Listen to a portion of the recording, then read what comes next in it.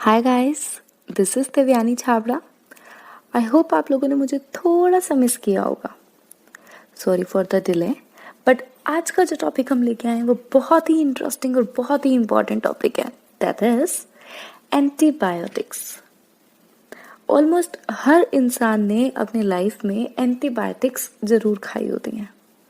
Antibiotics कैसे काम करती हैं, एंटीबायोटिक्स होती क्या है, एंटीबायोटिक्स का फंक्शन क्या होता है और एंटीबायोटिक्स का क्या साइड इफेक्ट रहता है, कौन सी एंटीबायोटिक किस चीज़ के लिए यूज़ हो रही है, ये सब आज की वीडियो में हम स्टडी करेंगे। So will start with the introduction part. Antibiotics वो सब्सटेंसेस हैं जो या तो माइक्रो ऑर्गेनिज्म की ग्रोथ को सप्रेस कर देंगे या फिर वो माइक्रो ऑर्गेनिज्म को किल कर देंगे, यानी बैक्टीरिया को मार देंगे। एंटीबायोटिक्स कैसे प्रोड्यूस किए जाते हैं? माइक्रो ऑर्गेनिज्म के थ्रू ही एंटीबायोटिक्स प्रोड्यूस किए जाते हैं। कुछ और भी सब्सटेंसेस हैं जो माइक्रोब्स के थ्रू प्रोड्यूस किए जाते हैं, लेकिन थोड़ी एक्स्ट्रा कंसंट्रेशन जिनकी चाहिए होती है माइक्रो ऑर्गेनिज्म को किल करने के लिए या माइक्रो ऑर्गेनिज्म की ग्रोथ को रोकने के लिए। फॉर एग्जाम्पल इथानॉल जो आपने सैनिटाइजर में यूज किया था, लैक्टिक एसिड या फिर पेरोक्साइड H2O2।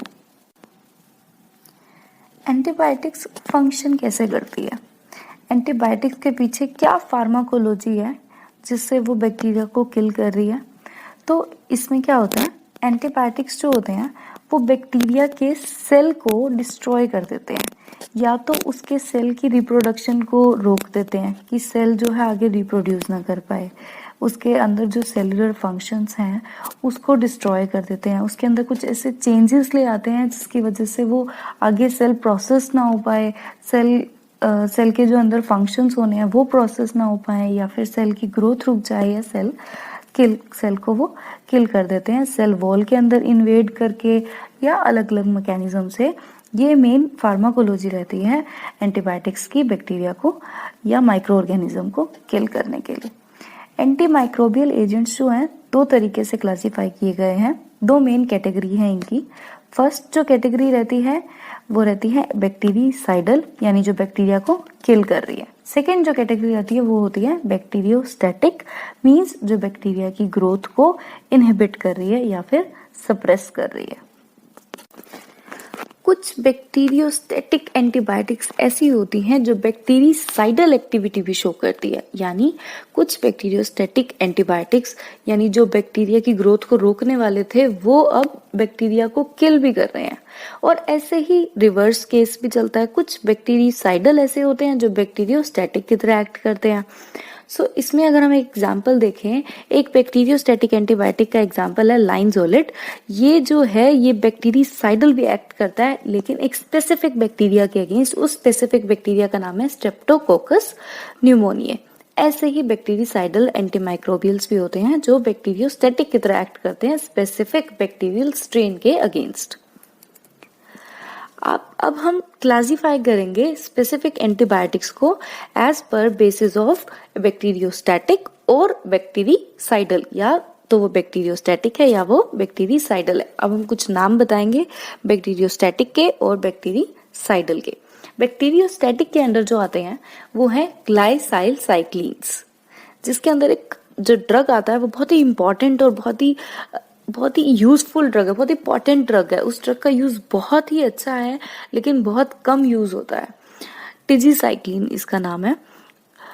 उसके बाद सेकेंड क्लास जो आती है वो है टेट्रासाइक्लिन्स। टेट्रासाइक्लिन्स भी बैक्टीरियोस्टैटिक हैं। इसके अंदर जो ड्रग्स आते हैं वो है डॉक्सीसाइक्लिन और मिनोसाइक्लिन्स। उसके बाद आते हैं लिंकोसामाइड। लिंकोसामाइड्स के अंदर आता है क्लिंडामाइसिन। उसके बाद आते हैं मैक्रोलाइड्स। मैक्रोलाइड्स के अंदर आते हैं एजिथ्रोमाइसिन, क्लेरिथ्रोमाइसिन एंड एरिथ्रोमाइसिन। उसके बाद आता है ओक्साजोलिडीन डायओन्स। इसके अंदर आता है लिंजोलिड। उसके बाद सल्फोनामाइड्स, जिसके अंदर आते हैं सल्फामिथोक्साजोल। ये सब बैक्टीरियोस्टैटिक के अंदर आते हैं। इसके बाद हम बात करेंगे बैक्टीरिसाइडल की, यानी जो बैक्टीरिया को किल करने वाली एंटीबायोटिक्स हैं, जिसके अंदर आते हैं अमीनोग्लाइकोसाइड्स, जिसके अंदर आते हैं tobramycin, gentamicin, amikacin. Next class है बीटा लेक्टम्स। बीटा लेक्टम्स के अंदर पेनिसिलिन, सिफेलोस्पोरिन, कार्बापेनाम्स, जिसके अंदर जो ड्रग्स मोस्ट कॉमनली यूज होती हैं अमोक्सिसिलिन, सिफाजोलिन, मीरोपेनाम, ये कुछ ऐसे ड्रग्स हैं जो हॉस्पिटल पेशेंट्स में ज़्यादा यूज़ होते हैं। उसके बाद आते हैं फ्लोरोकिनोलॉन्स। फ्लोरोकिनोलॉन्स बहुत ही इंपॉर्टेंट और ब्रॉड स्पेक्ट्रम ड्रग हैं, जिसके अंदर आते हैं सिप्रोफ्लोक्सासिन, लिवोफ्लोक्सासिन, मोक्सीफ्लोक्सासिन, ओफ्लोक्सासिन। उसके बाद नेक्स्ट है ग्लाइकोपेप्टाइड्स। ग्लाइकोपेप्टाइड्स के अंदर आते हैं वेनकोमाइसिन। वेनकोमाइसिन भी बहुत कॉमनली यूज ड्रग है। नेक्स्ट क्लास है साइक्लिक लिपोपेप्टाइड, जिसके अंदर आता है डेप्टोमाइसिन। लास्ट है नाइट्रोइमिडाजोल, जिसके अंदर आता है मेट्रोनिडाजोल। अब हम बात करेंगे बैक्टीरिसाइडल एक्टिविटी के बारे में, यानी बैक्टीरिया को किल करने की एक्टिविटी के बारे में। कुछ एंटीबायोटिक्स जो होती हैं बैक्टीरिया को किल करने वाली, वो कंसंट्रेशन डिपेंडेंट होती हैं और कुछ होती हैं जो टाइम डिपेंडेंट होती है। कंसंट्रेशन डिपेंडेंट मतलब जैसे ही उन एंटीबायोटिक्स की डोज बढ़ाई वैसे उन्होंने बैक्टीरिया को किल करना भी इंक्रीज कर दिया। और ऐसे ही टाइम डिपेंडेंट, पहले अब 3 दिन तक दे रहे थे, अब हम उसको 7 दिन तक दे रहे हैं। जितना हम उसको ज्यादा टाइम के लिए देंगे उतना ही वो बैक्टीरिया को किल करने की एक्टिविटी जो है वो ज्यादा दिखाएगी।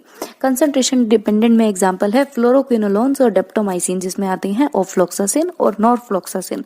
इसकी जैसे जैसे कंसंट्रेशन बढ़ाते हैं वैसे वैसे ये एंटीबायोटिक जो है अच्छा एक्शन अपना बैक्टीरिया को किल करने का ज्यादा इंक्रीज कर देती है। और टाइम डिपेंडेंट में एग्जांपल है पेनिसिलिन और टेट्रासाइक्लिन का।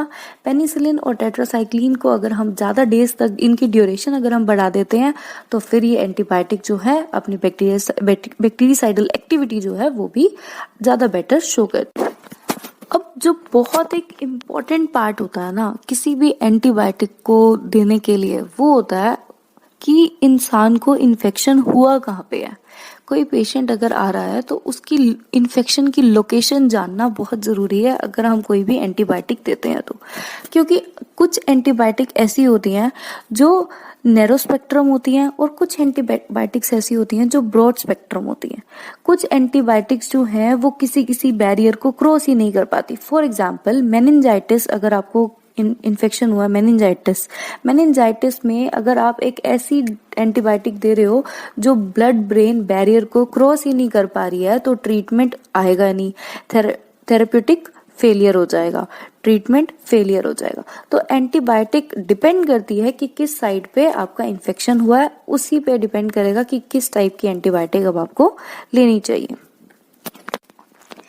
As I belong to Pharm D means doctor of pharmacy, तो अब मैं आपको बताऊंगी मेडिकेशन के एडवर्स रिएक्शंस के बारे में। हर एक मेडिकेशन जो होती है वो पोटेंशियल होती है कुछ ना कुछ एडवर्स रिएक्शन कोज करने के लिए। तो एंटीबायोटिक्स भी कोई एक्सेप्शन तो है नहीं, एंटीबायोटिक्स भी कुछ ना कुछ एडवर्स रिएक्शन शो कर देती है। 5 हॉस्पिटलाइज पेशेंट में से एक पेशेंट ऐसा जरूर होता है जिसको कोई ना कोई एडवर्स रिएक्शन हो जाती है एंटीबायोटिक से ही। यानी एंटीबायोटिक बहुत बार एक कुछ ऐसी प्रॉब्लम क्रिएट कर देती है जो आपको नॉर्मल बीमारी नहीं थी, दवाई की वजह से यानी एंटीबायोटिक की वजह से आप बीमारी घर लेके जा रहे हो या फिर आपको हो गई है हॉस्पिटल में रहते रहते। तो ऐसी कुछ एडवर्स रिएक्शंस हैं जो एंटीबायोटिक की वजह से हो जाती हैं।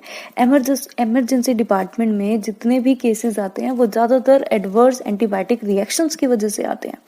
इम्यून मीडिएटेड रिएक्शंस हो जाती हैं, हाइपर सेंसिटिविटी रिएक्शन हो जाती है, यानी कुछ एलर्जीज हो जाती हैं बॉडी में एंटीबायोटिक्स की वजह से, पेनिसिलिन की वजह से। बहुत लोगों को पेनिसिलिन से एलर्जी होती है। तो ये एंटीबायोटिक्स जो होती हैं ये आपको कुछ ऐसे एडवर्स रिएक्शन या साइड इफेक्ट्स भी कोज कर सकती है आपकी बॉडी में। तो उसके बारे में अब थोड़ी सी स्टडी करेंगे। अब एंटीबायोटिक्स के जो एडवर्स इवेंट आ रहे हैं उसके चांसेस, उसका रिस्क किन पेशेंट्स में ज़्यादा होता है। पेशेंट्स जो हायर रिस्क पे रहते हैं एंटीबायोटिक के एडवर्स इफेक्ट आने के, वो पेशेंट्स होते हैं एल्डरली पेशेंट्स, एजेड पेशेंट्स, या फिर वो पेशेंट जिनको साथ में बहुत सारी कोमॉर्बिडिटीज हैं यानी और भी बीमारियां हैं, या फिर जो पेशेंट हॉस्पिटल में एडमिट है, उन पेशेंट को चांसेस ज़्यादा होते हैं एडवर्स इफेक्ट आने के। इसलिए बहुत इंपॉर्टेंट होता है कि हम इन पेशेंट्स को केयरफुली मॉनिटर करते रहें कि इनमें टाइम के साथ हम देखते रहें कोई रिएक्शन तो नहीं आ रही है। कुछ एंटीबायोटिक्स ऐसी होती हैं जिनका ड्रग का लेवल मॉनिटर करना टाइम के साथ बहुत ज़रूरी होता है, ताकि हम ये भी देखते रहें कि ड्रग का इफेक्ट आ रहा है या नहीं आ रहा, और कोई जो एडवर्स इफेक्ट आना है उसको भी हम प्रिवेंट कर सकें। फॉर एग्जाम्पल वेनकोमाइसिन और अमीनोग्लाइकोसाइड्स, ये एंटीबायोटिक्स ऐसी हैं जिनको हमें ध्यान से मॉनिटर करना पड़ता है।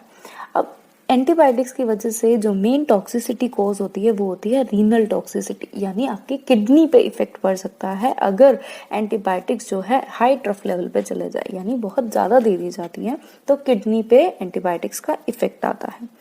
इसलिए किडनी के फंक्शंस को मॉनिटर करना बहुत ज़रूरी होता है जब हम पेशेंट को एंटीबायोटिक्स दे रहे होते हैं, वो भी सिर्फ उन पेशेंट्स को जिनको हमने एंटीबायोटिक ज़्यादा लंबे टाइम तक चलानी है, दूसरा वो हॉस्पिटल में एडमिट हैं, तीसरा उनको साथ में और भी बहुत सारी बीमारियां हो चुकी हैं।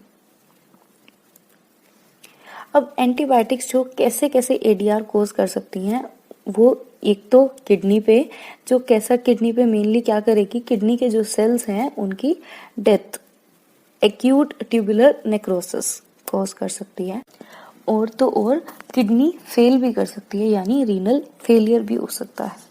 इसके अलावा ब्लड पे इसका क्या इफेक्ट आता है, थ्रोम्बोसाइटोपेनिया हो सकता है, यानी प्लेटलेट काउंट कम हो सकता है, ल्यूकोपेनिया हो सकता है, डब्ल्यूपीसी का काउंट कम हो सकता है, एक ग्रेन्युलोसाइटोसिस यानी ग्रेन्युलोसाइट्स जो ब्लड में प्रेजेंट होते हैं उसका काउंट भी कम हो सकता है, और आईएनआर इंक्रीज हो जाता है। आईएनआर इंक्रीज मतलब कि आपके ब्लड को क्लॉट करने के लिए जो टाइम लगता है वो थोड़ा ज़्यादा लगता है नॉर्मल से, उसको बोलते हैं आईएनआर का इंक्रीज हो जाना।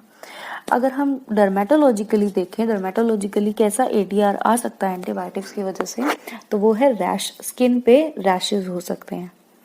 इसके अलावा अगर हम न्यूरोलॉजिकली देखें तो सीजर्स भी हो सकते हैं, न्यूरोपैथी हो सकती है, ओटोटॉक्सिसिटी हो सकती है। अदर हम देखें तो हेपेटोटॉक्सिसिटी, हेपेटोटॉक्सिसिटी मीन्स लिवर में टॉक्सिसिटी हो जाना, ड्रग की वजह से फीवर हो सकता है, ड्रग की वजह से डायरिया हो सकता है, हाइपोकैलेमिया हो सकता है, यानी आपके बॉडी में जो पोटेशियम का लेवल है वो भी कम हो सकता है, इलेक्ट्रोलाइट एब्नॉर्मेलिटीज आ सकती हैं। आज के टाइम में एंटीमाइक्रोबियल एजेंट्स का, एंटीबायोटिक्स का यूज़ इतना ज़्यादा बढ़ चुका है क्लिनिकल प्रैक्टिस में, जिसकी वजह से बैक्टीरिया जो है रेजिस्टेंट हो चुका है, यानी बैक्टीरिया पे मेडिसिन, एंटीबायोटिक जो है वो अब इफेक्ट नहीं करेगी। बैक्टीरिया ने अपने अंदर एक ऐसा मैकेनिज्म बना लिया जिससे वो सरवाइव कर सके, अपने आप के लिए उसने रेजिस्टेंस को प्रमोट कर दिया। अब वो तो सरवाइव करता रहेगा, आप एंटीबायोटिक्स देते रहो। तो दो टाइप के रेजिस्टेंस बैक्टीरिया ने बना ली है। First is intrinsic resistance and second is acquired resistance. Intrinsic resistance में क्या होता है, इंट्रिंसिक रेजिस्टेंस में बैक्टीरिया ने जो है अपने टारगेट को ही हटा दिया। फॉर एग्जाम्पल, इसको समझने के लिए हम एग्जाम्पल लेंगे वेनकोमाइसिन का। वेनकोमाइसिन एक एंटीबायोटिक है जो क्या करती है, वो ग्राम पॉजिटिव बैक्टीरिया के अगेंस्ट वर्क करती है। ग्राम पॉजिटिव बैक्टीरिया की सेल वॉल को क्रॉस कर देती है ताकि वो ग्राम पॉजिटिव बैक्टीरिया को किल कर सके, यानी टारगेट स्पेसिफिक, टारगेट का काम है। अब एक बैक्टीरिया ने क्या किया, अपना टारगेट ही हटा दिया, अपना टारगेट ही चेंज कर दिया किसी पर्टिकुलर एंटीबायोटिक के लिए। अब जब तक बैक्टीरिया के पास टारगेट हटा दिया उसने, तब तक उस पर एंटीबायोटिक काम ही नहीं करेगी, यानी इसको बोलते हैं इंट्रिंसिक रेजिस्टेंस। सेकंड हम बात करेंगे एक्वायर्ड रेजिस्टेंस के बारे में। एक्वायर्ड रेजिस्टेंस में बैक्टीरिया के पास क्या होता है, कैपेबिलिटी होती है कि वो रेजिस्टेंस कैसे गेन करे, रेजिस्टेंस जीन्स ले ले, यानी जिस बैक्टीरिया ने डेवलप कर लिया, कोई म्यूटेशन डेवलप कर लिया, कोई रेजिस्टेंस डेवलप कर लिया है, उससे वो जीन्स ले लेगा, तो ऐसे जीन्स ले लेगा जिससे वो भी रेजिस्टेंस उसको भी मिल जाए और उस पे भी एंटीबायोटिक का जो इफेक्ट है, यानी एंटीबायोटिक ने जो काम करना है वो ना करे और वो रेजिस्टेंस हो जाए, वो सरवाइव कर जाए। उस टाइप की रेजिस्टेंस को हम बोलते हैं acquired resistance. Now will talk about the bacteria resistance strategy. कैसे बैक्टीरिया जो है रेजिस्ट कर रहा है, मतलब अपने अंदर रेजिस्टेंस लेके आ रहा है कि एंटीबायोटिक उस पर काम ना करे। तो 3 मैकेनिज्म हैं रेजिस्टेंस के जो वो यूज कर रहा है। First is reducing intracellular antibiotic concentration, यानी जो बैक्टीरिया को एंटीबायोटिक ली, बैक्टीरिया के सेल के अंदर एंटीबायोटिक ने इन्वेड किया।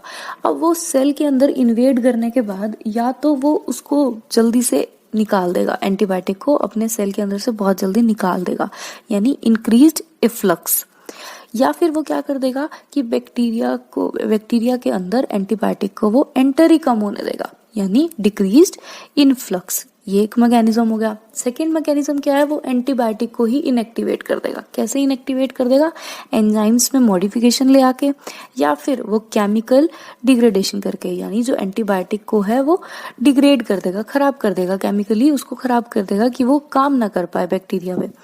थर्ड जो मैकेनिज्म रहेगा वो रहेगा टारगेट साइट ऑल्ट्रेशन, यानी जिस साइट पे जाके उसने काम करना है, जिस साइट पे जाके उसने बाइंड करना है, एंटीबायोटिक ने बैक्टीरिया के जिस साइट पे जाके बाइंड करना है उस पे ही वो कुछ ऐसे चेंज ले आया जाके, ताकि एंटीबायोटिक उस टारगेट साइट तक ही ना पहुंचे।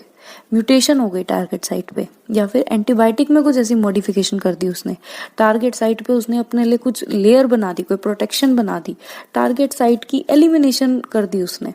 तो ऐसे कुछ मैकेनिज्म्स हैं जो बैक्टीरिया यूज कर रहा है रेजिस्टेंस के लिए किसी भी एंटीबायोटिक्स के अगेंस्ट। इसलिए ज्यादा एंटीबायोटिक्स रेजिस्टेंस कोज करती हैं, इसलिए एंटीबायोटिक्स का कोर्स हमेशा पूरा करना चाहिए और एंटीबायोटिक्स बहुत ज्यादा अमाउंट में नहीं लेनी चाहिए अनलेस और until your doctor prescribe it, और आपकी कंडीशन बहुत ही सेवियर है कि आपको एंटीबायोटिक लेना बहुत ही ज्यादा जरूरी है।